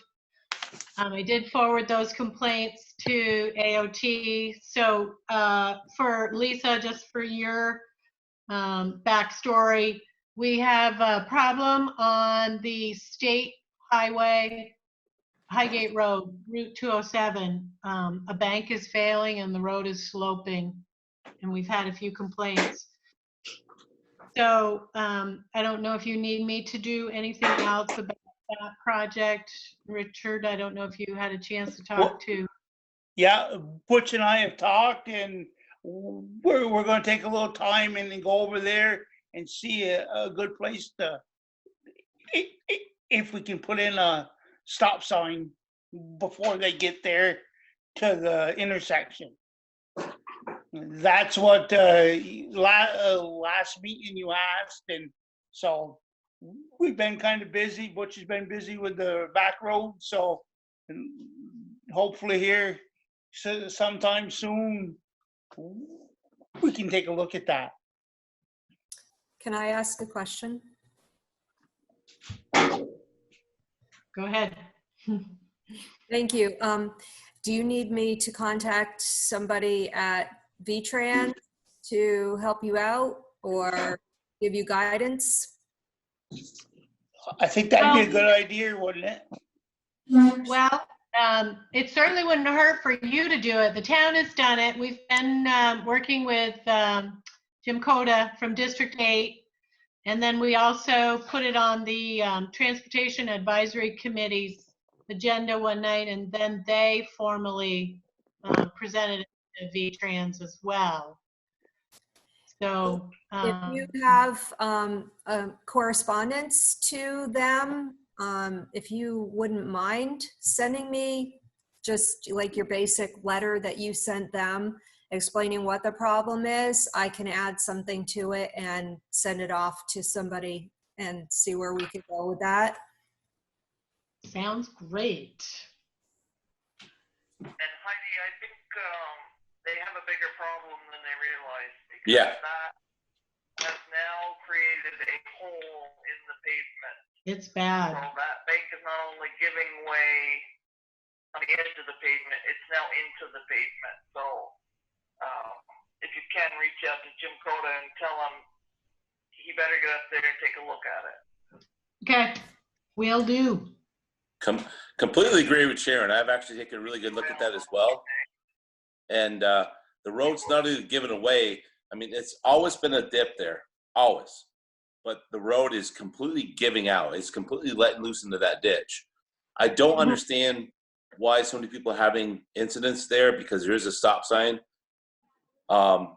So I don't understand that, but the road is completely giving way. I completely agree with Sharon on that. They got a big problem there. Yep. I'm super curious, is it on the west side? I don't travel it much. It's actually on both sides. Sorry, Sharon, go ahead. Well, it's on the same side of the road as Woody Ralph. Yeah. Okay. The Which would, southbound- I would call it southbound west, I lane. guess. would be the west side. Yep. But it's also So on the other side. It's failing Yeah. as well. The whole thing is People are dropping hammering the this- brakes and taking the gravel with them. Or not gravel, but the concrete or the asphalt with them. Yeah, the whole thing's completely giving way. Wow. Okay. Yeah. Okay. Yeah, when the Easter Bunny went around, they were high up enough. When they looked down, there's a heck of a hole there. Yeah. They're gonna lose that section of the road if they don't think about doing something before this ban is lifted. Mm-hmm. Agreed. Okay, I'll follow up and I'll copy you, Lisa. Thank you for the offer. The last thing I had was just following up on the sign. I dropped the ball. Kyle, you picked it up, and I think, I don't know if we've made progress or. No, I don't think you dropped the ball. We just need to have some kind of consensus on what we want for verbiage, which is, it's a big word for me. What do we want this sign to say? And that's really gonna, yeah, thank you. That's really gonna dictate the size of the sign and obviously the cost of the sign. And I realized I saw one of the emails that Richard wants his full, Richard, Jay or Noel, whatever. But what would the board like to see on the sign? Because that's really going to dictate the size of the sign. And the other question I had was, it was a quote for a 3x6, I think it was brass.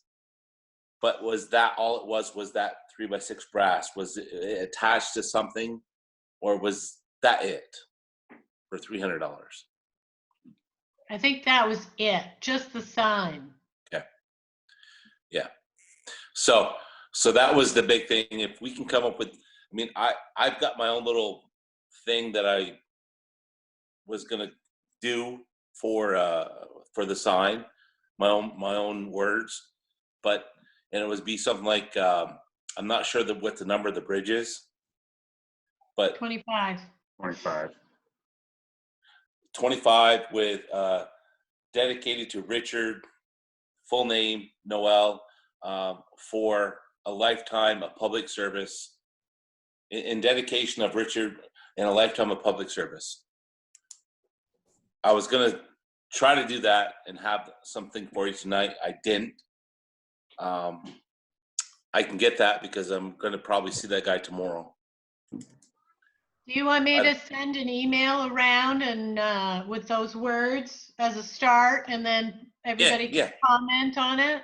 That'd be great. And Okay. we need to know what we want on the sign to know how big the sign needs to be. Right. Because it doesn't need to be huge, but it's going to be something that probably represents all the service he's done. Yeah. Well, that's very succinct, actually, what you said. So if you want to do that, I appreciate it. Let me know. Personally, I feel like if it's legible from driving across the bridge from either direction, and if he's pretty good with, I'm glad that you know, if we're in contact with Richard himself on how he wants it worded or his name to appear.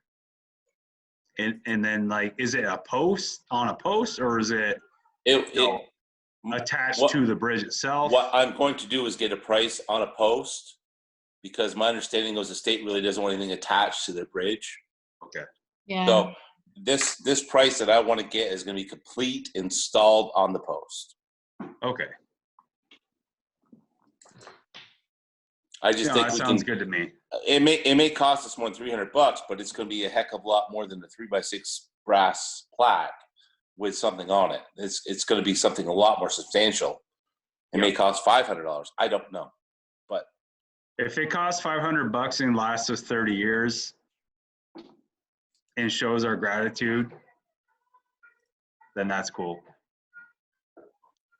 We're on the same boat, heading the same direction. Thank you. Okay. I think that's it for me. No, I think I'm all set. Okay.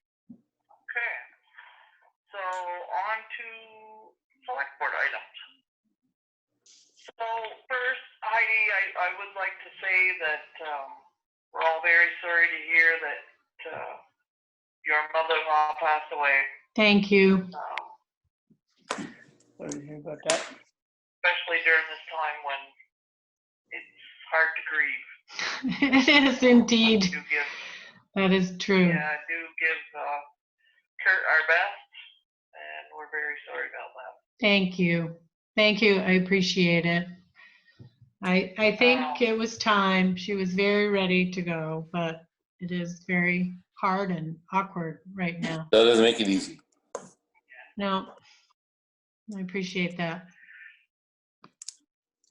And I just wanted to touch base too that you've all seen the notice that was sent from both Northwest Regional Planning and the Governor's Office about the Public Works Department. So at this time, they are working from home and are all available for emergencies. I know there'll be a little pushback from town members, but unfortunately, the law. And right now, in the state of emergency, that is our obligation. The only question I have about this whole thing, I completely agree with you, Sharon. And it's the governor's orders, and it is what it is. But Richard is the road commissioner. I didn't see any emails or anything from Richard. Richard, were you brought aware of this before? I was brought aware with it. Shelley brought it to my attention, and as quick as Shelley brought it to my attention, I went and talked to Butch, and he'd already talked to Shelley, and this was up Monday, and so I figured everybody knew it. I probably should have sent something to you, but No, I just skipped my mind, Kyle. no, I'm totally fine with it. Just want to make sure in the loop. That's it. Yeah. That's it. Should we just let the community know? Like, we know, but I don't know that the taxpayers know. Yeah, So, I think so you're I don't know right. what that is. If it's a Facebook or just a public notice. Because Wasn't it in our original posting, Wendy, when we closed the office, how to get a hold of the highway department? And that never changed, right? So it's already there. But the phone calls go to Butch's cell phone and the emails go to Nick. So no matter how you get a. Completely agree with you, Shelley, but I agree with Randy that we should just throw something out and say, just like we got the email showing us the what it was. I completely agree, Randy, to let people know again, and that's it. That's it. That's all. I think it comes across a little easier for people if it's not like a town or a select board decision, but and if it were, I'd be okay with that too. But just that it's law, like it's exactly. governor's orders. And that's what Kyle. Just completely. Just so open book. And open book. If they want to complain to the governor, they might have an avenue to complain to the governor. If they want to complain to us, that's okay too. And refer them to the governor. Direct them. Yes. But I just think a lot of people aren't super, informed and, I'd like to speak. Yeah, Wendy, can you throw that on Facebook and I don't know, do you guys want to put it on our municipal sign out front? I think it'd be a good idea. I'm sorry, I didn't hear what she said. I'm sorry, Sharon. Say it again, please. Public access. She asked if it should be on the sign out front of the building also. I think it's a great idea. Yeah, I do too. Condensed version, governor's orders, public works crew. Mercy only, whatever. Just exactly. Perfect. Thank you. I just wanted to bring it up too in this public meeting so that anyone who was listening that this is out of our hands at this point. Just trying to do our best to comply with the law and doing our best to muddle along through this just like everyone else. The perfect example to me would be McEwen's. McEwen's is curbside only. Okay? They come out and they wait on you, curbside only. Yet you can go to Swantno Bashan or Tractor Supply and walk in their building. It's how people want to interpret what's being told to them. I believe the way we're interpreting this is that this road crew should be right now for emergency only. It specifically says no roadside cutting. It says no sweeping. The ordinance, it completely says that. And that's why I think it's so important to put it on the sign in many places we can. Yeah. Agree with you, Kyle. Man, Rich, it's only been 2 months. We've agreed a lot, buddy. This is good. Oh.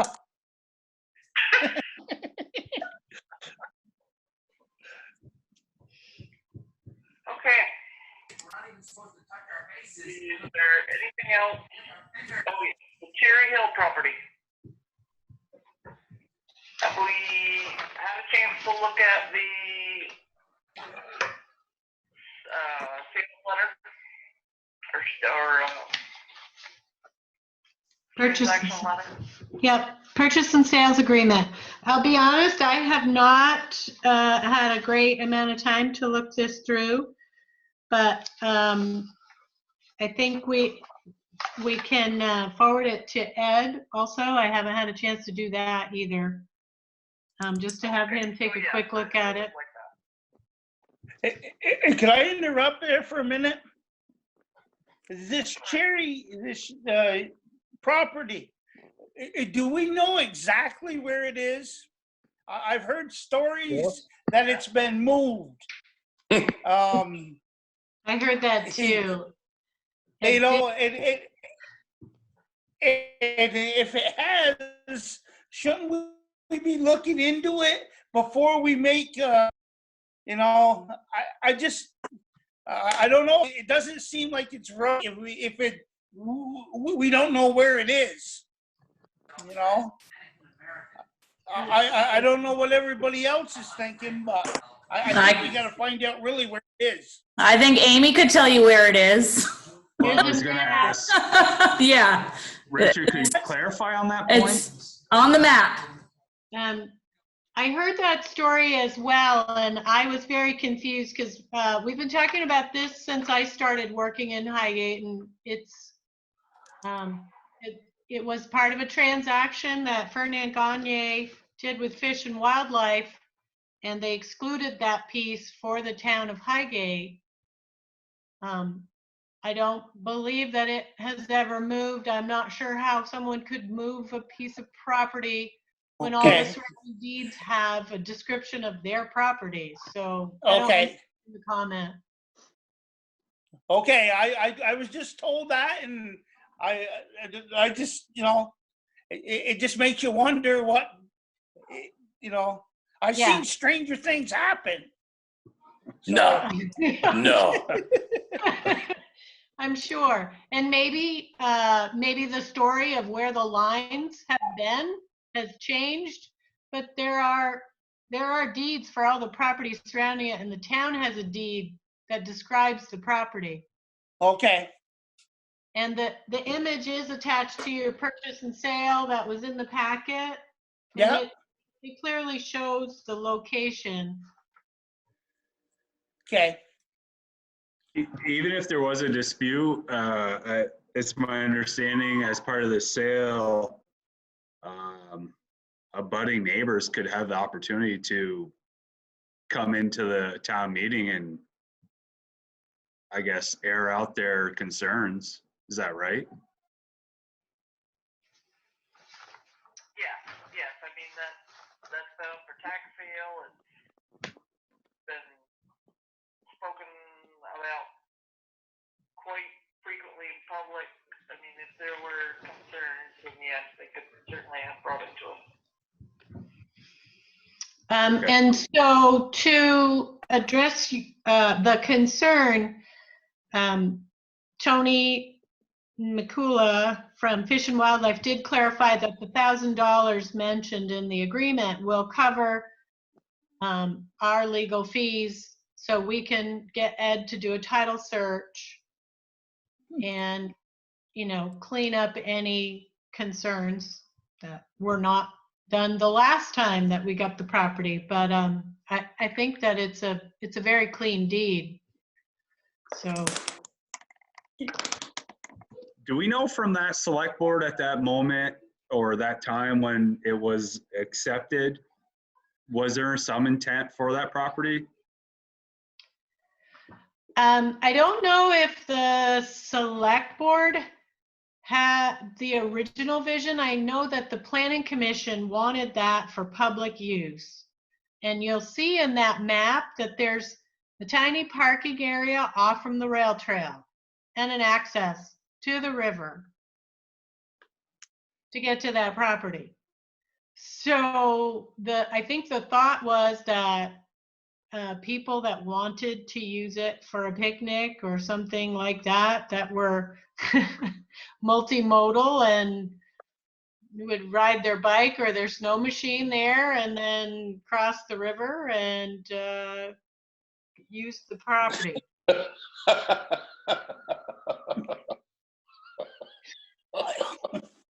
So Okie dokie.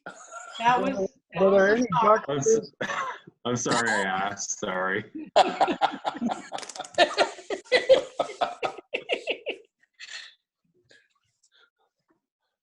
Obviously, this was before iPhones, so.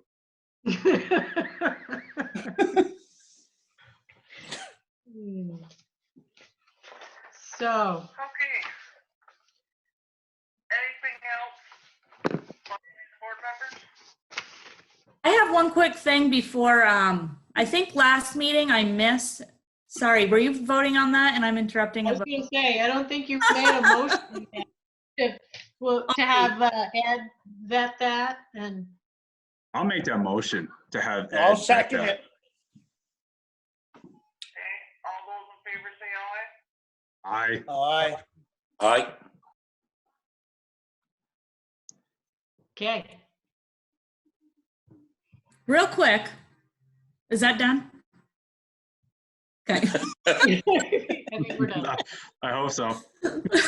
I heard I missed the lengthy conversation about the Little League appropriation last meeting, and I apologize I wasn't there. I thought it was going to be a quick 15-minute sign a grant. See you later. Never. So, yeah, the voters have voted for that money to be appropriated to Little League, and there is absolutely nothing we can do about that. And you will see in the budget that that $2,000 check has actually been cut. It was cut back in December with all the other appropriations, and I'm just waiting for springtime to give it to Little League. It's been on my desk for months. And so next year, when it comes spring, again, the voters already voted in March to appropriate money to the Little League, and there is nothing we can do about that. So So is it 2,000 again? it was 2,000 this year because again, we budgeted for that in 2018 for the 2020 budget. So come July, the new budget, it did go down to, I think, 1,250. I have it right here. It was lower that we budgeted for next spring. Yeah. 1,250, if I remember correctly. Sounds right. And they're going to get that money. There's nothing. Right. I get in trouble with the auditors if I don't give them the money that the voters said yes to. So I'm pretty sure it's 1,250. That was the number that we heard. Yeah. Yeah. So yeah, it's a discussion that if they want to have the discussion about giving it or not giving it, either a town meeting would be the time to do that. Thank you, But Shelley. it's done with. Okay.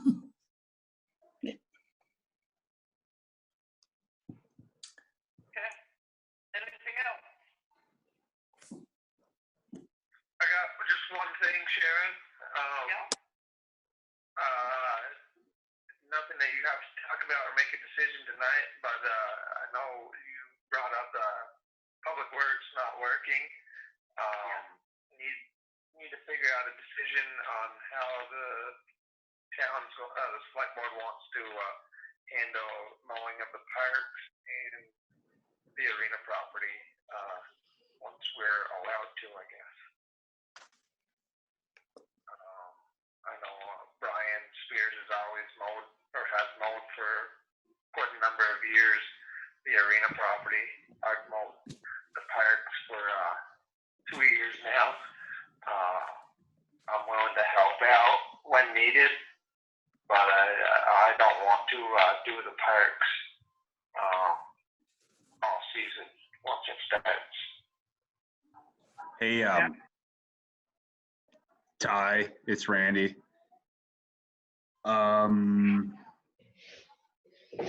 So obviously our spring recreation programs are on hold. How's Dan doing? Yeah. He's pecking away at the list that we've given him. Staying fairly busy. I don't think that we couldn't have him do some mowing. Okay, so you know where I'm going with that. And it's just open discussion, that's all. With it being slow, it would take some training, obviously, where to go and what to look out for, because every park and every field offers a new set of challenges, but I don't think it's out of the question. So it's multiple sided in a way for me that I want to keep the guy busy. And Hey, excuse me, Randy, aren't we, I'm a little bit lost here because we're, the town works people aren't working, nobody's working, only Dan. Now, I'm losing you guys here. I don't understand why Dan's working and everybody else isn't working. and that was an upcoming question for me was, is it okay that he's working? Because To me, he shouldn't be. well, so that's something I thought maybe we talk about later. But since Ty was mentioning mowing and upkeep of fields and stuff, I was just curious about how Dan's doing at the moment. Yeah. I'm sorry. I don't disagree with you, Richard. Just I'm sorry, can somebody give me up to speed with who Dan is? I'm sorry, I don't know. This is a rec. Dan Beauregard's the recreation director. Okay, thank you. Yep. So my question is,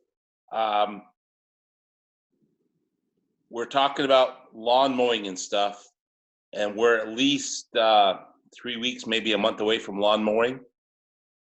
So is this something that we really need to deal with now? And there's a policy covering employees of town as far as, I believe a month ago, we did a policy about covering their money, their paychecks. So I don't know if what Dan's doing is essential now, if he should be working or not. If he shouldn't be working, then he shouldn't be working. But mowing and stuff is, we're a month away. So, and who knows what's going to happen a month from now. So, Kyle, I don't think right now, maybe you guys think different, but like the ball field, I don't think that needs to be dug up or anything because, again, you're just calling mowing. If you're mowing and raking that, you're just calling people in to play ball. well, the thing is, that's not essential. So Right. That's not even discussion because they're not supposed to be doing stuff like that. Shouldn't be done. At this point, no. So, if we're going to pay everybody with the same brush, then he needs to be painted with the same brush as Public Works and everybody else. He needs to go home. I'm going to send some guidance to you all, just so you can read the most up-to-date information from the state. I'll send it to Heidi and she can get it out to you because there are some provisions about ball fields and work like that. So I'll send it to her. Thank you. Sorry to interrupt. No, thank you. We appreciate Just it. try to do the right thing. I mean, he can still be working from home. He can be, looking for advertisers. Yeah. For things, there's still things that he could be doing from home, just like the rest of the town employees. Exactly. Yeah. Exactly. Yeah. Yeah, I don't disagree. His office that's in an unoccupied building, correct? Could you repeat that, Ty? I'm sorry. He's the only one in or out of it. But Ty, I don't think that him being there, it just draws people to stop and see what's going on. I think he doesn't need to be there. I got a question on that. Just that, and I don't have any idea. Are there any projects currently going on at the arena? Are there upgrades or, are there any issues that need to be addressed at the moment? And that kind of ties in. At the Municipal arena, no, there's, got some projects, once the order's lifted, that, some subcontractors are gonna come in, but they can't come in until the order's lifted, so, nothing that needs to be done. Okay, and I was just curious. I know he's been working from the office, trying to pull together, working with Crossroads and the library, stuff, trying to get camp for the summer set up, office work like that. We didn't set him up for remote access. We certainly can. So he's been working out of the office of the arena when doing the office stuff. I just think we're all in completely uncharted waters. Absolutely. And Yep. let's just do what we think is right. And there's going to be people that don't agree. And there's always going to be somebody that doesn't agree with what we're doing. But I think we should have the same policy across the board. If this fella, if our rec director shouldn't be there, he shouldn't be there. If he's working from home, that's great. And let's just treat everybody the same. That's all I'm saying. Yep, I agree with you, Kyle.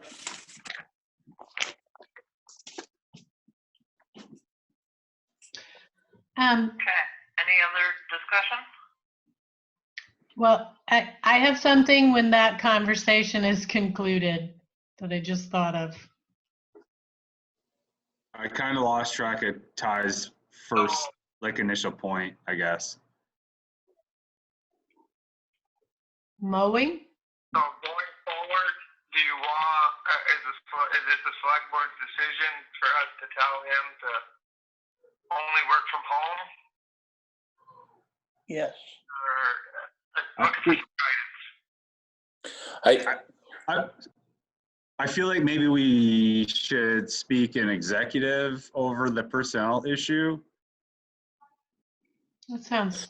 Well, I'd like to speak. Hello? Yep, We we hear can you, hear you. Bruce. I think when Heidi gets the current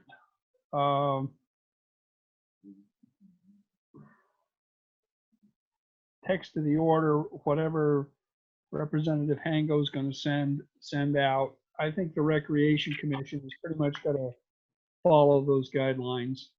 And I don't know if there's a whole lot open really to discuss one way or the other. It's just things we need to, as a town, do what's been prescribed. So I'm not seeing much point to get into executive session on this. The guidelines have been set out, so just let's follow them. Well, if he doesn't have remote access to his computer, maybe he should, and then he could do some planning and some coordination for projects if they do open up this summer. This is just a week or 2 week sliding scale. If we get to the point where the grass is growing and it's not like we're going to let it grow a foot tall before he goes out and mows it. Social distancing, if he's on the zero turn, let's just make the decision when it comes. I think we're putting more into this than we need to. That's all. That's right. Holy crap, Richard. Me and you really get along a lot better than we thought. Yeah. That's trouble. Common sense. Common sense, my boy. Okay. Yeah, I just put it on your guys' radar, that's all. And since you were talking about the arena and things that could be done, I just wanted to let you know, no action is required right now, but I have been chatting with the attorney that works for VLCT Passive regarding the dehumidifier claim that we put in a long time ago and have been paid for. VLCT is now in the process of suing VHV to recoup their losses. And so we've sent them everything we had, and but the attorney has a lot of time on his hands right now, and he started going through the file again, and he noticed that we are the claimant on the dehumidifier. However, Maha seems to have been the ones that signed the contract with VHV.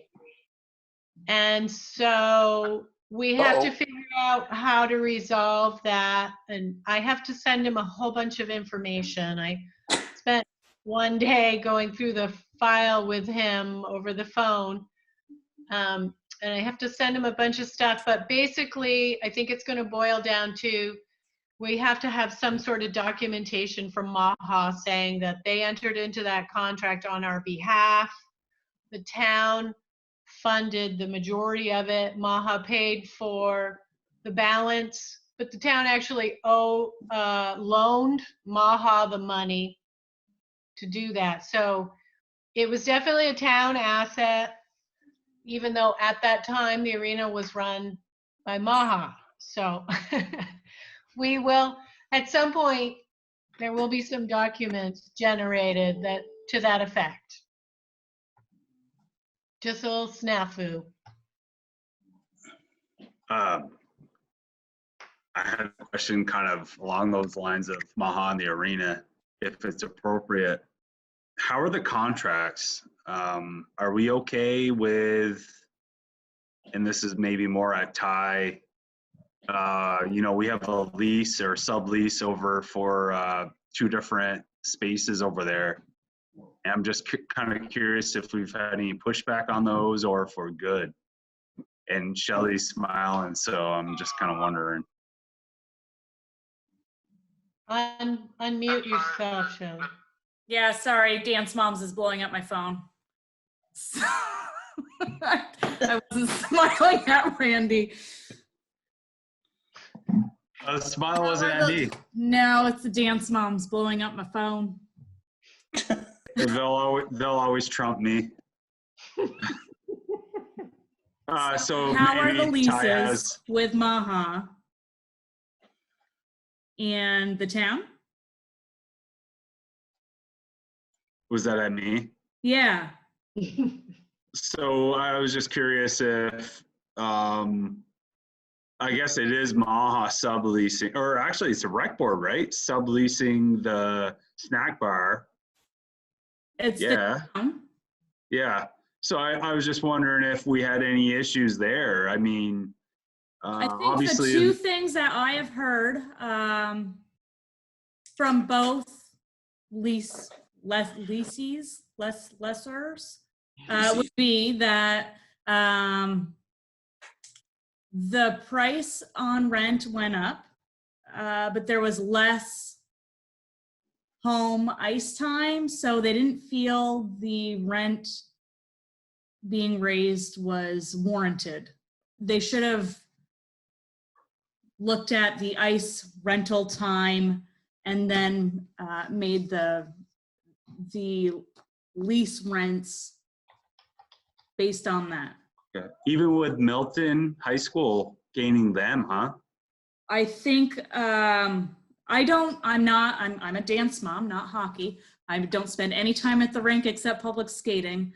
But I've just heard that possibly some of our, what would have been home games or practices were played at Gutterson. Okay. But I don't know how, and Milton had already rented ice.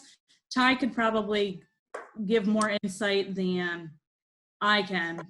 I'm just hearing from the pro shop and the snack bar as they come in and pay the rent, what their feedback had been. Yeah, and really, I mean, in the past, I know the snack bar had opened for baseball season. I'm and gonna sold butt in food. here, if I may. Richard said, I think he said he was kind of lost about what some of the conversation was about a little earlier. Well, I'm really lost now. I mean, I have no background information on any of this discussion, it seems, other than the ice making equipment that malfunctioned. So there's a snack bar and there's a pro shop inside the arena. And those spaces are rented on a monthly basis. With a contract. An annual contract. But virtually every contract is going to be in some state of suspension because of this crisis. How can we hold somebody to a contract when they can't use the space? So that was kind of the bottom of annual my question. contract at the beginning of the year. So they're actually up for renewal real soon.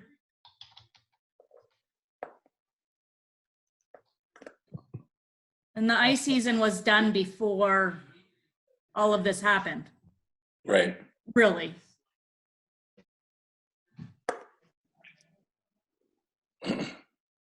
I think it'd be helpful to have some kind of synopsis of all this arena business, and so we're better informed about what we're talking about. I'll apologize for that. It was just a question that I felt like was related to the topic. So it was just a general question, making sure we're okay. That's all. Well, I'm also going to run out of battery here. I'll move this and let's go on to the next topic, and I'll mute. Don't you mute. Finish off the regular meeting. Okay, so do we need to have an executive session? We I would don't. like to. I was going to say, I've got No. some for executive session, but it's not, it doesn't have to happen tonight, but there's something for executive on my end, yes. So just state for the record, so you would like to go into executive to discuss personnel issues? Yes. Okay. Yes. So executive session for personnel. Okay, Yes. so can I have a motion to exit the regularly scheduled select board meeting? I'll make that motion. I'll second. Holy Moses. Before you exit, I just want to let you know I forwarded the information that Lisa had offered on criteria for working. And I also forwarded you the document from Jenna Koslowski from Rural Development. And that might be it. And I'm going to say goodnight. Thank you all for letting me sit in, and stay well. Thank you. Thank you. Thank you. Turns. You too, Thank you. Lisa. Contact me. Okay. Thanks. Yeah. Okay, so we have a motion on the table to exit a regular session. All those in favor say aye. Aye. Aye. Okay, and I make a motion to enter into executive session with Heidi.